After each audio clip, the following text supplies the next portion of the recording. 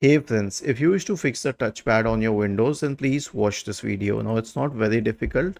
Just search for touchpad in the Windows search bar and go to touchpad settings. So before anything else, just make sure that the touchpad is on. It should be on. Then this checkbox should be on, which says leave touchpad on when the mouse is connected, because otherwise, even if you connect those external keyboards, they may be counted as a mouse and it may cause problems. Okay, and if let's say you made any changes, just click on reset and it will reset everything. Do not touch the cursor speed and other options here because that won't make any difference.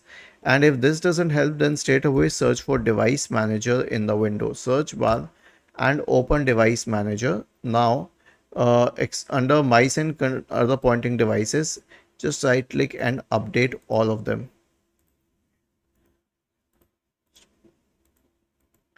Was this helpful?